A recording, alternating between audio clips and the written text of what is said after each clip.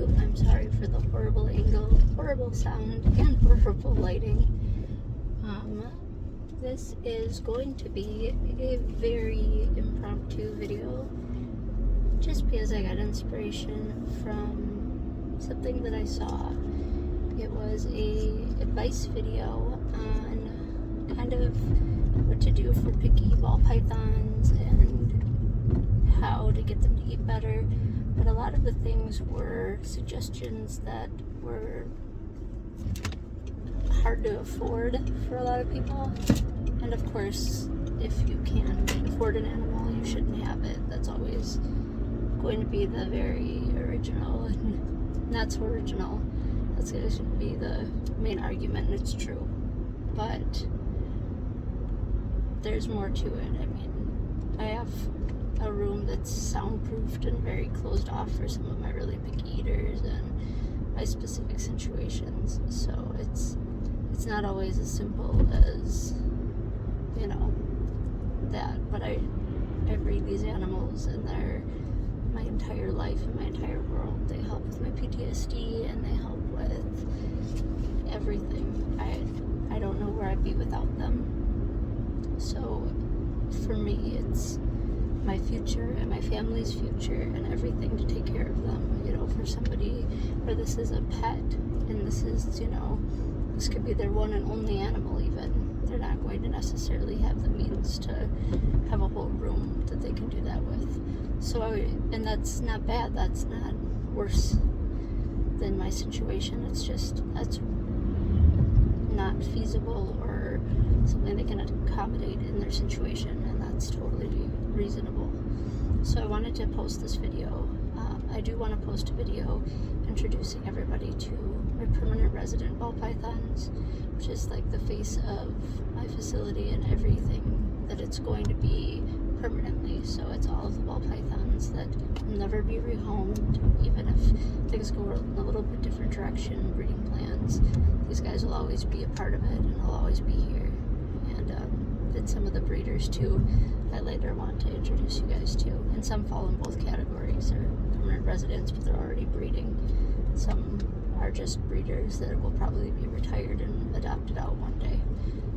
But that's not the point. So I want to really show everybody kind of what I do for each of my snakes and how it goes. It's really therapeutic for me, and it really helps me. We just had an update on my court case, and a lot of you have been waiting, as well as me, to see what was going on. And because the person, the DA and the DA's assistant, who have been on this case for forever and a lifetime now, they're on maternity leave, so they ended up pushing it off again. And I'm glad, because the new people aren't updated, aren't on the case, didn't, you know, we've had no time to prepare.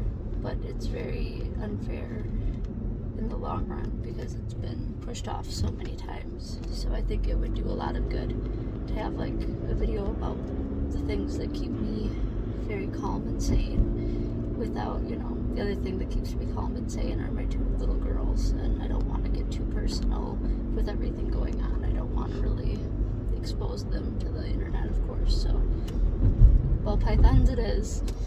But anyways, back to this video. Without rambling, I just wanted it to, for some of the people who have really been here for a while and supporting me, I wanted to say thank you all. I'm gonna sit down and really post the video, finish editing, and post either the video a little bit older about how I was feeling, or just really refilm it and from the perspective I'm at now, talk about everything on my mind, because there's a lot I have to say, and I've been holding back, and it's just not good for me or good for anything really, because you guys have been a huge help for me. And I don't have a lot, because I can't go out and just be free until I feel safe, and it's not safe while this predator is still out. So I have my children and I have my snakes, and I'm inside and alone most of the time. So you guys are really a huge help to me, and I appreciate you for that. I'm going right now actually to mail out some release forms for medical files for the case, food for the animals and come straight home, because that's what I do. But, and of course, safe things to, safe things for the family at most, drive up, pick up, and have food delivered. Don't go and walk around and expose yourself in a grocery store or something like that. It's been very locked down, so you guys have been a huge help, more than you know, and I really want to come here and talk to you guys some more, because it does help a lot more than I say.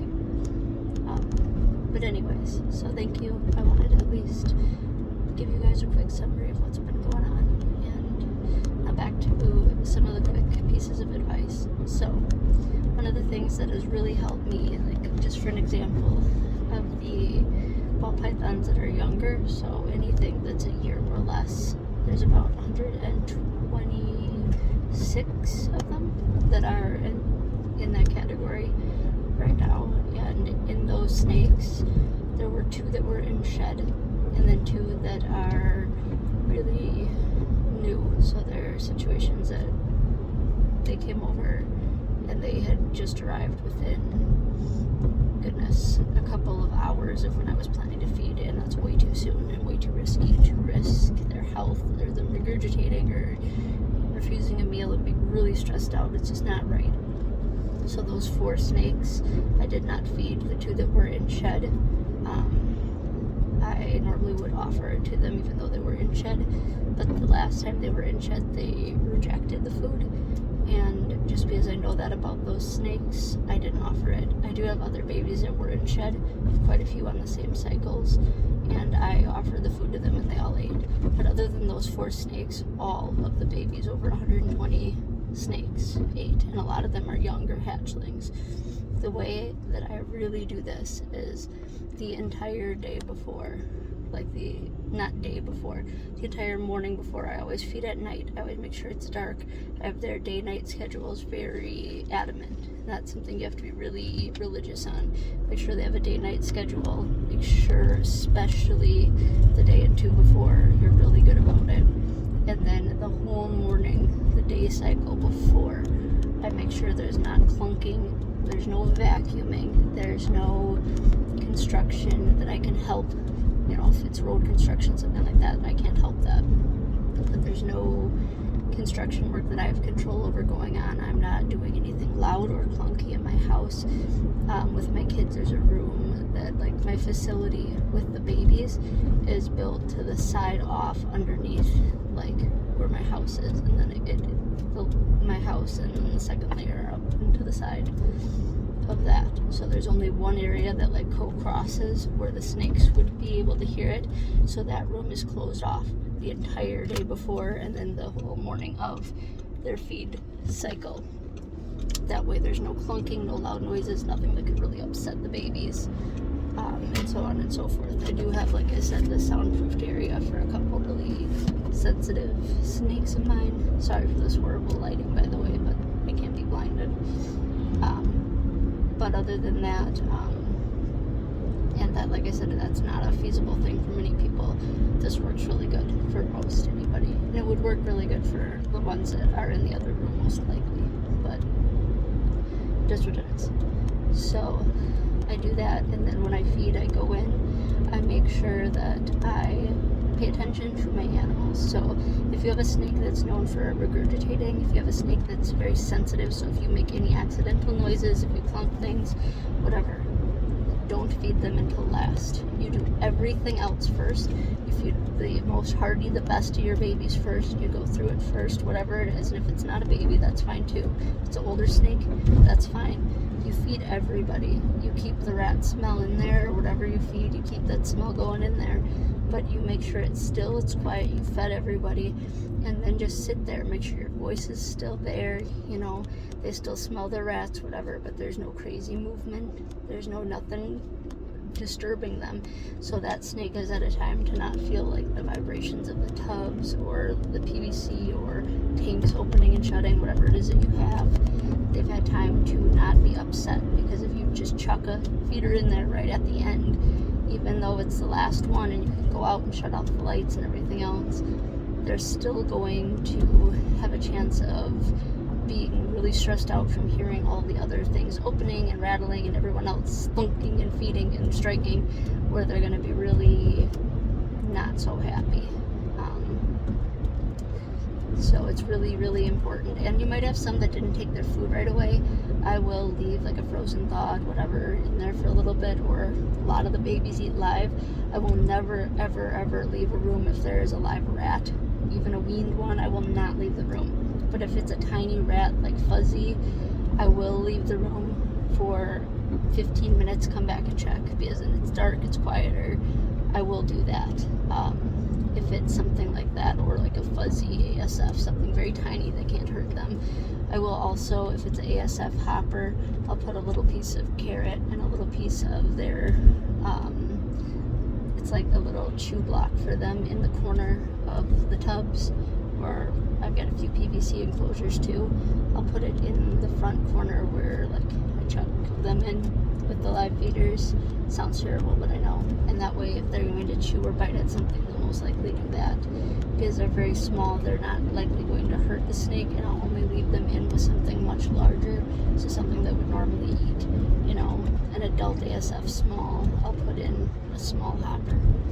That way, you know, yes, it could still bite and hurt the snake, but I'll leave for a couple minutes at most, come back and check.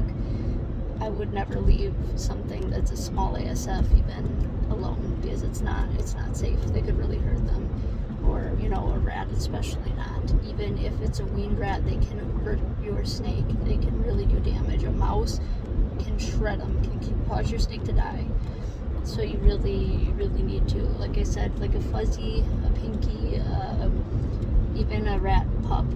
Most of the time, you're not going to have an issue leaving them for 15 minutes. That I will leave. Frozen thawed, of course, I'll leave for a little while. I'm not going to leave them in forever, of course, but a little bit I will, and I'll walk away.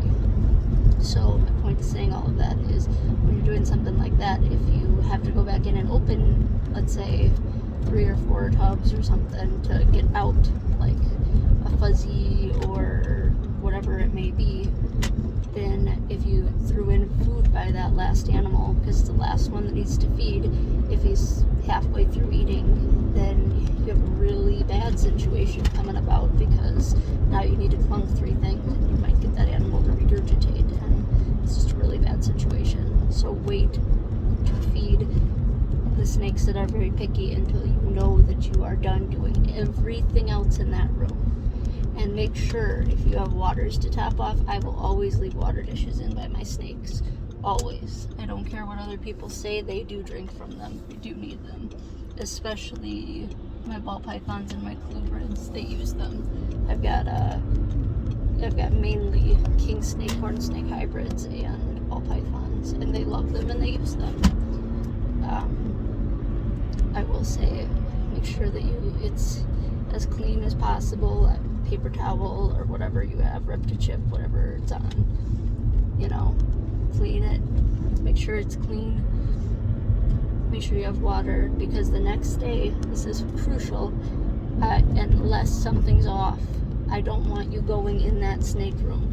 If you have bearded dragons or something like that that eats every damn day, even then, I know this is going to be not favored, I will feed them a ton the morning of the day I feed my snakes, and I'll feed them again an extra large amount that night, because I don't come in that next day at all.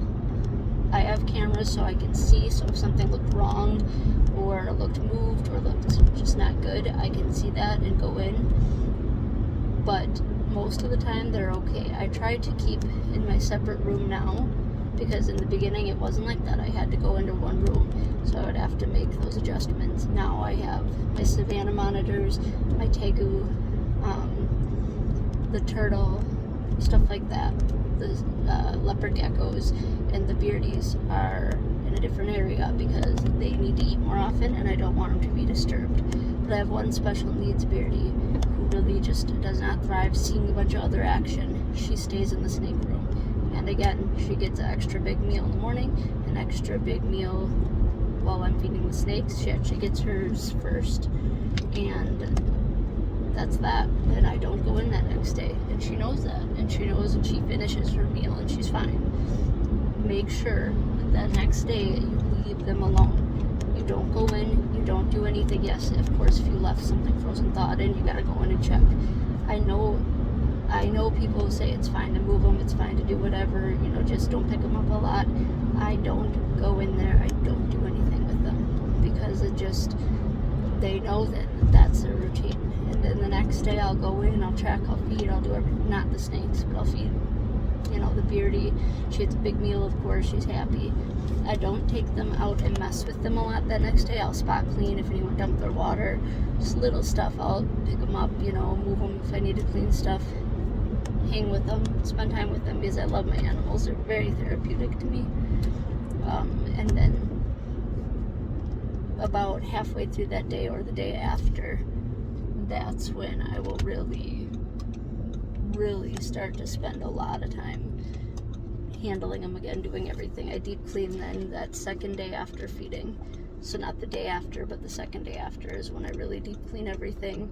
Whether they did or did not mess up anything, I will strip everything out of their enclosure, all the bedding, all the paper towel, brand new water, everything, the whole 9 yards. Even if I cleaned it the day before because it was a little mess, doesn't matter.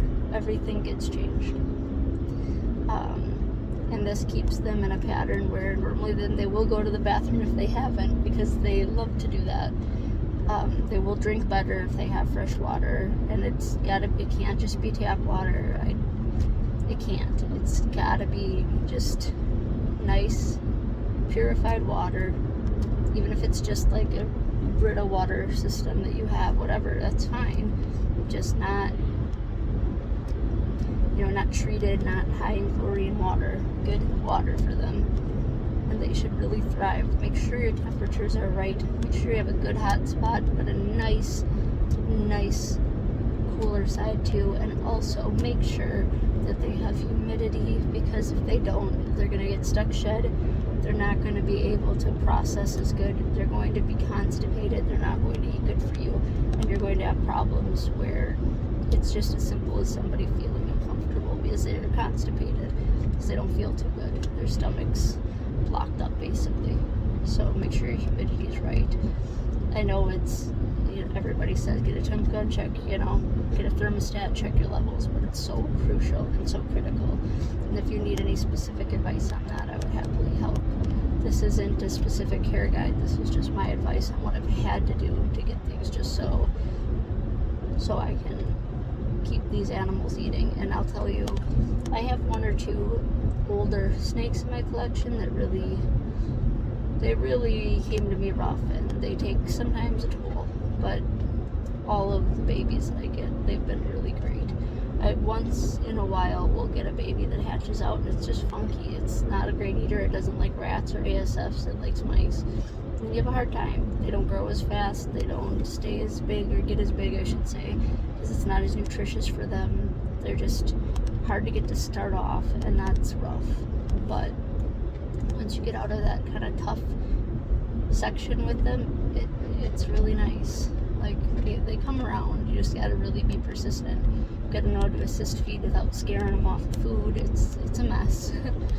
But most of the time, if you follow these very basic guidelines, you'll get your snake to come around. It's also very, very important to know how to handle them and know to read their body language. It sounds so simple. It just sounds so silly and so simple now that I'm saying it, but it's not. So many people don't. They just grab their snake and see it, and they manhandle them. They're too rough with them. You don't need to be rough with your snake. Yes, you don't want your snake to learn that it can scare you. You don't need to be timid with it. You need to be confident, but you don't need to manhandle them. And you also shouldn't be timid and flighty, and you should never teach your snake that you will flinch away from it. You shouldn't teach your snake that you're afraid of it, because you're not, or you shouldn't be. They're not going to hurt you. They're not, especially a ball python, it's not going to cause a life-threatening injury more than likely. There's nothing that it doesn't want to hurt you. It's more than likely never going to do anything to put you in harm's way, even of a small ouchie. It's more than likely not even going to do that.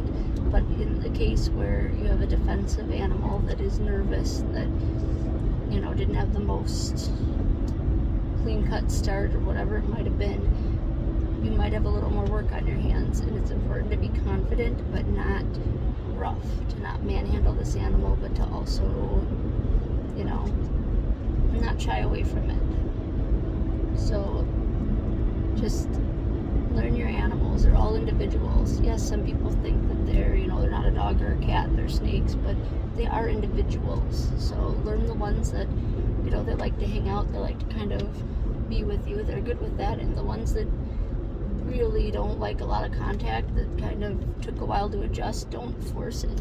So if you force that contact and that bonding time for you, it's going to make them really kind of back down a little bit, which will make them, if they're uncomfortable, if you're forcing handling and forcing them to work on those things, it's going to put them a little further back with them adjusting with their eating schedule and their day-night cycle and their shed cycle and everything else. So it's important, yes, to get them out of being, hand shy and head shy and bitey and all of those other things because they're babies and they don't know any better, but it's also important to value very, very strongly a snake that eats well and is growing right, and not pushing them too far too soon, because it still is a baby animal, and it still is an animal that,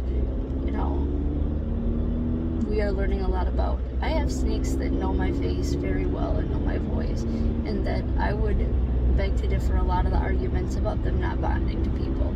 And I have snakes that definitely, they know my face and voice, and they're not bonded to me, and that's okay. They're both permanent residents here. I still care and love them both. They make me happy, but I'm definitely not going to force snake number 2 to cuddle with me or to come out and hang out with me more, because it doesn't make that snake happy. And if that's something you need out of your snake, that snake might be better off by somebody who's okay letting another snake just chill out and be more of, a breeder, or more of a showcase animal, or something to lightly handle. You need to be well matched with the snakes for you or the animal you have. Another thing that I wanted to quick mention is when you're feeding, if you have an animal that's paying a lot of attention to you while you're feeding, so it's defensive, it's striking at the glass or at the tub after it coiled or after it got the food, because it doesn't really know you well yet, and it wants to tell you, like, hey, I see you, and what are you doing? Why are you looking at me? And just tap, tap, tap. Put some paper towel or put a sheet or a little blanket that's clean, something over the front of the snake's tub or whatever it is, so just so they can't see out, and that way you will be able to make sure that snake's not focusing on you, and they're eating and digesting and doing what they need to do, rather than focusing on you and likely not finishing their meal or regurgitating or upsetting their stomach even more. So really make sure that you pay attention to the snake, the signs that it's showing you, what it's showing you that it needs or does not need, and really just take the time to research and pay attention to what that exact animal is telling you. If it's telling you that, it's ready for bigger food, or if it's telling you that it's still hungry in a few days, or if it's not shedding regularly and it's not going to the bathroom regularly, it's telling you that something's wrong in its husbandry. It's important to see. Some snakes really don't do well in bigger sized enclosures and like tight, smaller spaces. They don't utilize their hides the same, and some will utilize a bunch of different hides and go from hide to hide in a bigger enclosure. It's about learning your animal and how they thrive. So don't get frustrated or discouraged. Just know that there's a lot more to it than just one care guide or one video, and I will definitely make a much better and less all over the place and much less impromptu video, but just wanted to get something out there because I care about you guys and I care about the animals so much more than even myself. So I love you guys, and thank you for being there for me. I will be back very soon. If not even, I'm going to try to get something out tonight about the snakes, but I don't know if I'll be able to, just because it's been a really crazy busy few days. So I'm not sure if I'm going to be able to get it out tonight, but if I can, that would be super awesome. So thank you all. I love you guys so much, and I look forward to really talking reptiles more with you.